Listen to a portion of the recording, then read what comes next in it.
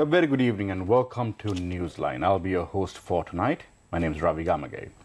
Now, the European Union is the second largest trading partner with Sri Lanka, so clearly the EU is a very important partner and a market for us. Now, official relations between Sri Lanka and the European Union started as way back as the early 1960s, but it wasn't until 1995 that a mission was opened in Sri Lanka, which is also accredited to the Maldives as well. Now, joining us tonight is the European Union Ambassador to Sri Lanka and the Maldives, His Excellency Denis Chaibi. Welcome to our show tonight, sir. Thank you. Right. To just understand, why does the European Union have a presence in Sri Lanka and the Maldives? I mean, apart from the topic that we're going to discuss today, in general terms, explain to me why does the European Union feel they need to be in the country?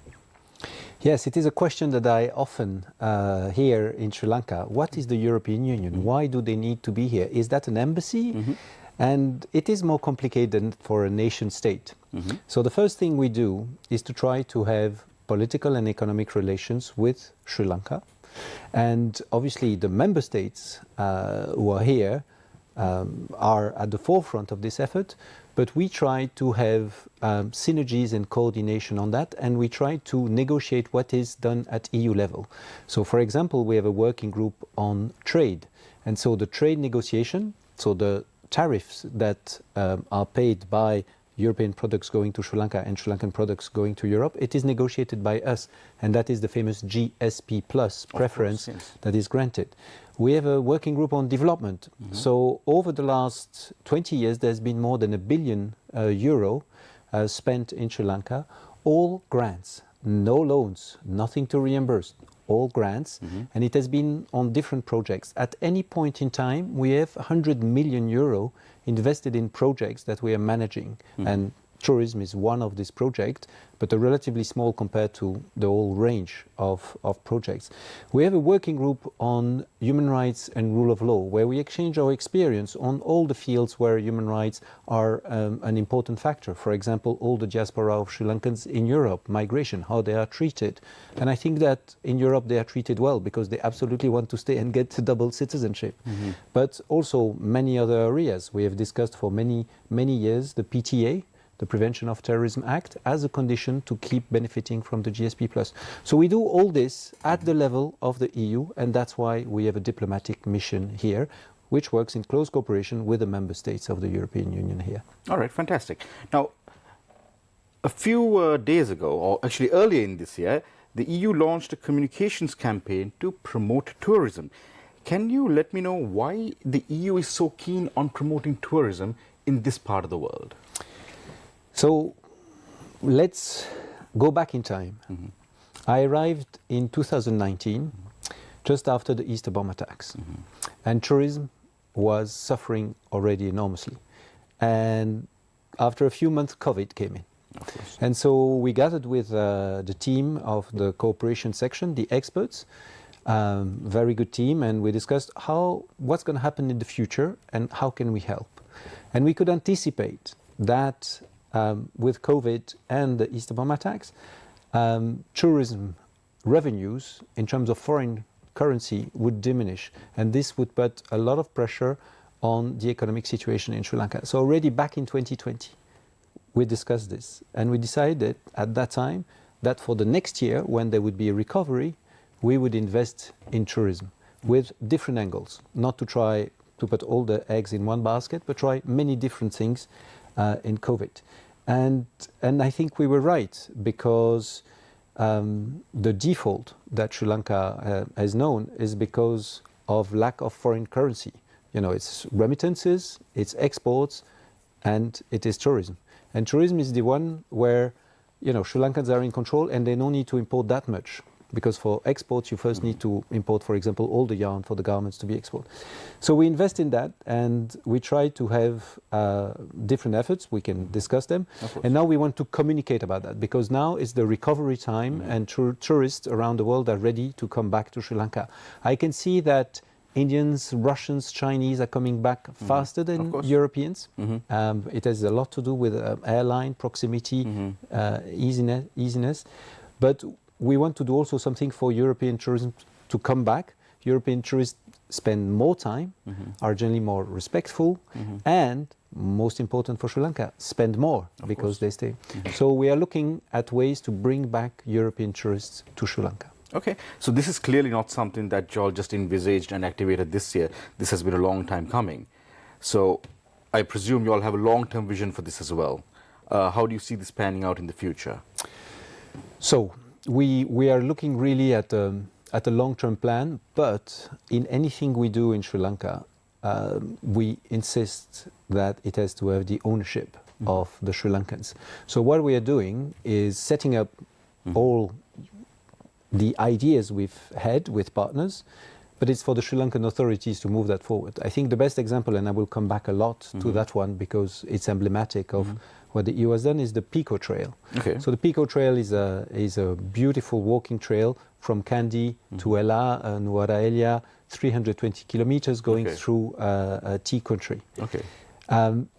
We have paid for, with the USAID, we have This paid, is an EU initiative? it's an EU initiative with USAID, but we have done most of it. And the trail is there. It's traced. The concept is there. The marketing is there. The logo is there. The app is going to be there very soon. We're going to launch that officially a bit later in August. But now it's for all the plantations, the hotel owners, the Tourism Promotion Association of Sri Lanka to manage it and to see what is the best way to make sure that tourists who go there can interact with the local population, you know, have a nice meal and then go to all kinds of hotels, perhaps more modest, perhaps more luxurious, and along the trail, so that there's an incentive for tourists to be here and discover this beautiful part of Sri Lanka. All right. Something that came out from you in the earlier answer was that it's for the people of this country. And I keep on hearing these words from you about how it should be regenerative, sustainable, and also you all are looking to build capacity. So you all are not just coming and doing one singular project and leaving. You all are trying to build it up from the grassroots up. Could you elaborate a little bit more on that? So we are a bureaucratic organization, so a bit technocratic, but there are some advantages to that. Before we commit the money, we have a 7-year plan. So we work with 7 years plan. So there was a 2014-2020, since the year that starts and ends are included, that's 7. And now we are 21-27. So for 21-27, we have 2 overarching priorities: green recovery and peaceful and inclusive society. So all the actions we do have to be within that. So in the green recovery, we want to put the spotlight on biodiversity, on whatever the Sri Lankans can do to manage this incredible wealth that they have. This island is unique. It is the first landmass from the South Pole in the Indian Ocean. So it has all the things that winds can carry for so long. So it has, you know, 750 species of vertebrate, 1,500 invertebrate, more than 3,000 plants. And half of it is always endemic, unique in Sri Lanka. So we are really focusing on that and, you know, helping the Sri Lankans to have ownership and promote that in a sustainable way. Okay. Now, obviously you know more about this than I do.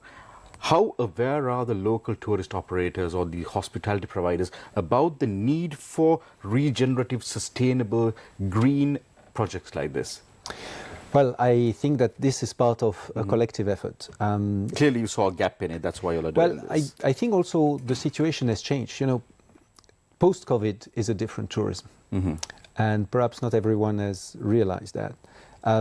It's not the same for everyone. For some part of the world, revenge tourism, which is, you know, after COVID you want to revenge tourism, you want to go out and you know, compensate for the time that you could not travel. But for some in the world, it's about getting to these places that are in all the magazines, or go for shopping, shopping tourism, which is to go to these big European brands, mainly French, Italian, and do that. For Europeans, it's not. For Europeans, after COVID, after having been in a closed house or apartment for many months, and Europe is very densely populated, it's about nature. It's about being out. It's about meeting people.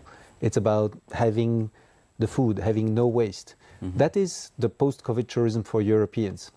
And I think that Sri Lanka is fantastically well equipped but must realize that its assets are not just the beaches. It is the people, it is the tradition, it is the history, the civilization, and these beautiful tea trails, mountains, but even, Jaffna, the forts, all that has not been on the map so far. It can now attract many more European tourists. Okay. Just to get a feel of it, now obviously the EU and Sri Lanka has had relations for a long time. How aware are the European tourists about what's available in Sri Lanka though? Like, I know the Sri Lankan government has been promoting tourism in Europe for a very long time.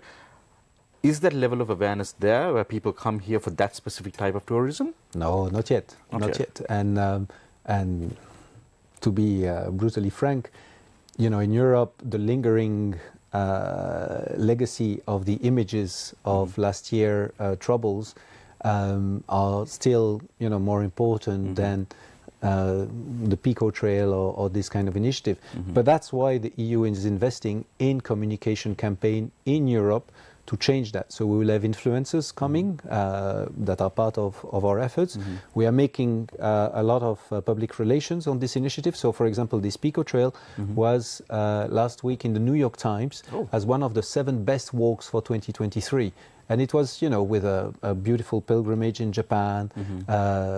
It is inspired by Santiago de Compostela, the famous trail in Europe.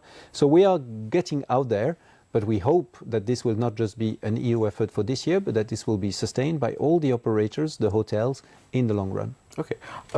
If I digress a little bit, how was this Pico Trail project envisaged? Who envisaged it? How was it put into action? Well, as I said, in 2020 we were discussing in our team, and we were discussing with professionals of tourism in Sri Lanka, but also some people from USA IDEA. And collectively we were like, well, the Santiago de Compostela is an interesting project. We have here the combination of a Buddhist heritage that is quite strong, Mihintale, but we have also the beautiful tea trails where you have lots of Tamil populations. So, we have beautiful civilizations inspired by Hindus, by Buddhists, and all that in one country. There's something we should develop there, and so that's why we came up. We're also very lucky that a tour operator here, a guide who is European but has been in Sri Lanka for more than 25 years, had always this dream since he saw Indiana Jones and the Temple of Doom. He thought, okay, the trail should go through this. You wouldn't believe it. A lot of people don't even know that it was shot here. Yes. Right. So we're in conversation with His Excellency Denis Chaibi, the European Union ambassador to Sri Lanka and the Maldives, and we're discussing about some projects that they're doing here in Sri Lanka. We haven't even started to discuss their most recent project. We're going to come back to that right after this break.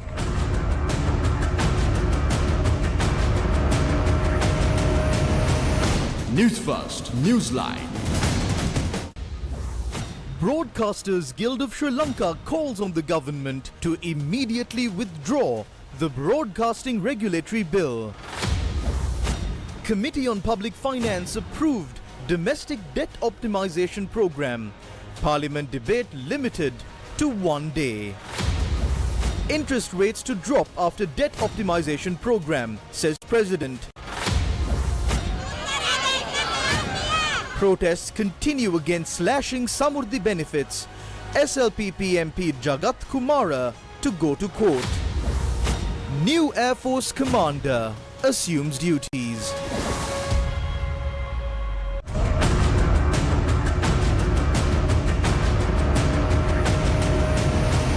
News First, Newsline.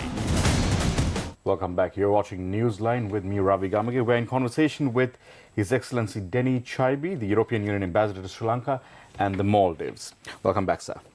Now, I want to ask you about a project you all organized recently in the Kalpiti area. You all called it the Biathlon, not Biathlon, Biathlon. And I'd like to ask you, okay, first, why the name, why Kalpiti, and what was the objective of this project? So bio, it's obviously a pun on biathlon, which is two sports, but biathlon is sports to put the spotlight on biodiversity. Okay. And Kalpitia is one of these many regions in Sri Lanka that is, has this unique blend of nature.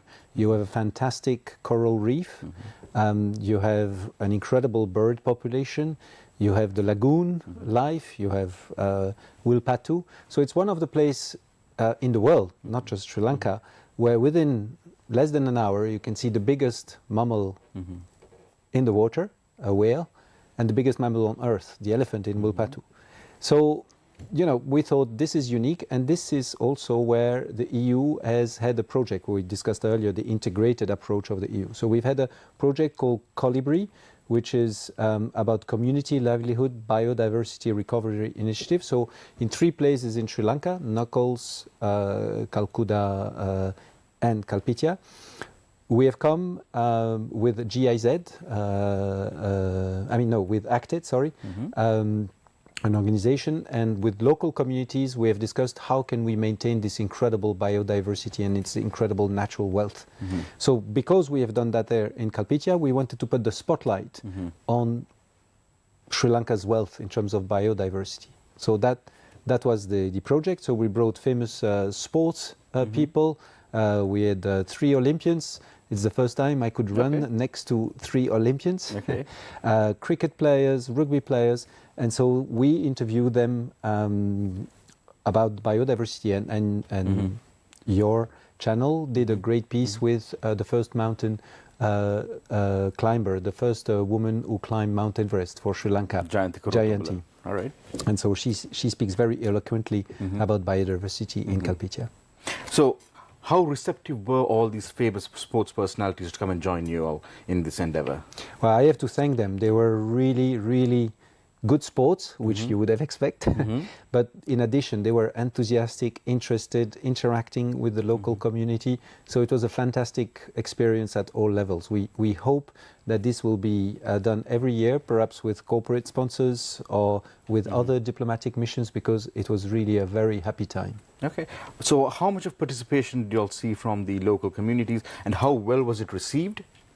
Well, local community was very, very interested in sharing their experience, and especially, with famous sports people. I think it's a big motivation for people who make an effort to see that there is attention, there is recognition, and there is value. So our interaction with the local community, as I felt it, perhaps others had different impression, but was very, very positive. Okay. I also understand that during this project, one of the emphasis was on getting the youth involved. Why was that such a strong focus? Well, if we talk about sustainability, we are talking about nature in the future, and the future is youth. So it was a very basic proposition to have the youth involved, so that the earlier they are aware of the need to preserve nature, the longer their efforts will last and the better the impact will be. Okay. Can I get an understanding of, you all were there for 3 days, I believe.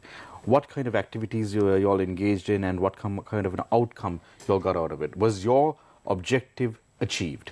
Yes, fully. The idea was to combine awareness with sport and fun, but thinking that one reinforced the other.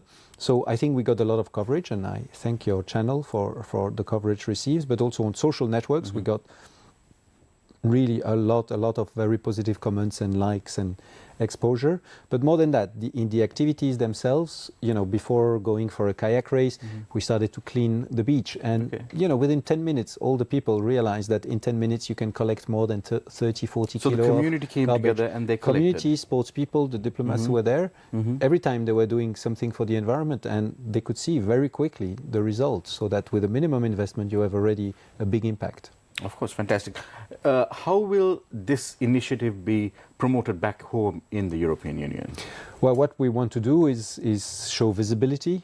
So the visibility of this action, I hope, will allow for the EU to devote more funds to biodiversity with more actions. Not exactly the same, but in the same field. As I said, we have 2 big priorities, and on the green recovery we would really like to put more biodiversity. And I think we will come with a sizable amount that will be announced very soon. Fantastic. So this is certainly not your first project. Can I get some more information about the other EU-funded projects which are supporting the protection and biodiversity in Sri Lanka? Well, we've had this pilot, this community livelihood biodiversity recovery initiative. So it was called Colibri. It was done with ACTED, and it was about the sensitization of local communities. What was Colibri again, if you could just explain? Colibri, so it is the official title, the acronym is Community Livelihood and Biodiversity Recovery Initiative. Okay. So this kind of project is really a management and education project, how local communities can manage their natural resources. In the case of Kalpitia, is fisheries, coral reef, beach, and this. So it's about how do you eliminate plastic from your consumption and purchases? How do you manage a coral reef? Which means how do you make sure it regenerates quicker? How do you provide livelihood to the fishermen in the area of tourism and biodiversity? How, for example, to train them to have the license to be a pilot for boat for tourists, which means that they need to know first help, first aid.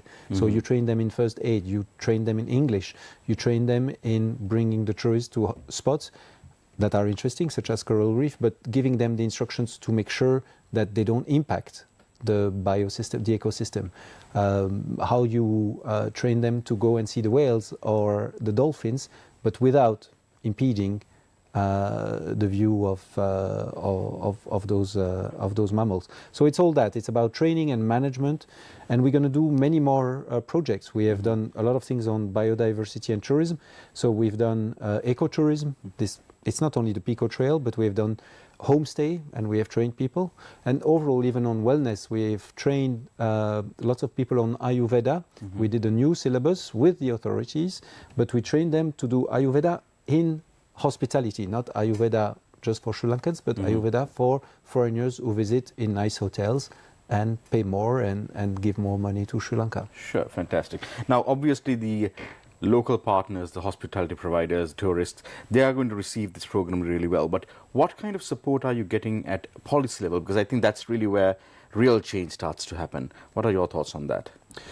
Well, I think that the president had as one of his first action to have a climate plan. So I think that at the top level there's strong awareness. We have excellent relations with the Ministry of Environment and in particular the Secretary. And they're supportive. And they are very supportive. But at the same time, I think that the importance of nature and climate change and biodiversity for the future of Sri Lanka has to be mainstreamed through all the ministries. And with proper transition. I think that the first objective is energy. Sri Lanka has one coal power plant, consumes a lot of energy. Quite close to Kalpitia, in fact. Close to Kalpitia. And, you know, at the same time, like for many other things, Sri Lanka is a very rich country and a blessed country. Sri Lanka is one of these countries that has mountains and rain, which means that hydropower is easy. It has lots of wind because it's an island. It has lots of sun. It is tropical. Of course. So, you know, with basically $15 billion investment, which obviously is a lot when you're in default, but which in the great scale of things is small, with $15 billion, Sri Lanka could become carbon neutral by 2050. Absolutely. In energy.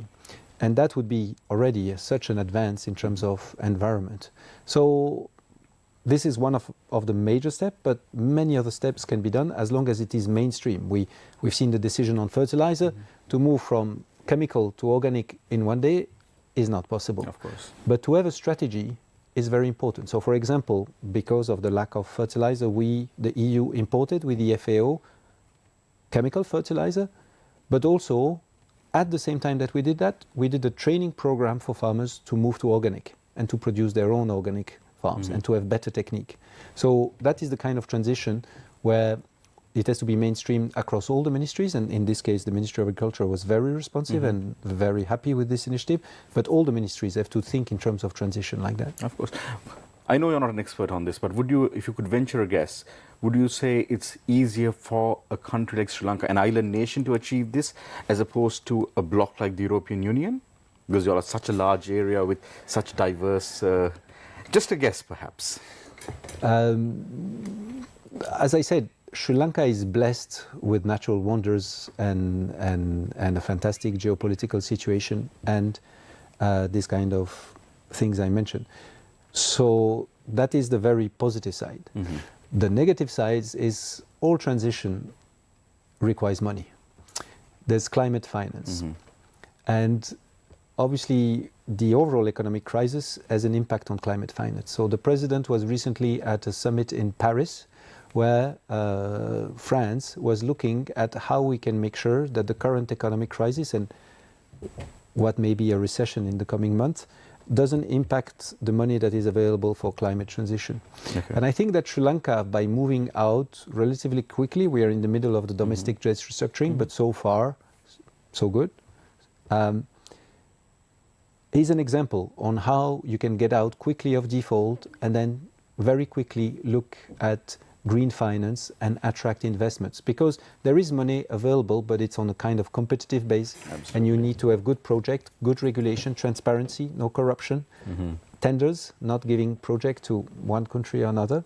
So if all that is respected, then I'm very confident that Sri Lanka can move fast. Fantastic. So we're running out of time, but very quickly, if you could just parting thoughts for people who come to Sri Lanka, tourists, or even the local tourists who travel to these unique areas in Sri Lanka, what would your advice to them be? Enjoy. This is the most beautiful place on earth. You have a unique chance to see all that without too many people. It is unique. It is a mix, as I said, of civilization, refinement, people. It's very safe. People, as I said, have the images in mind that there are riots and upheaval. It's very safe. People are incredibly honest and careful. So I would just say to the people, enjoy. This is unique.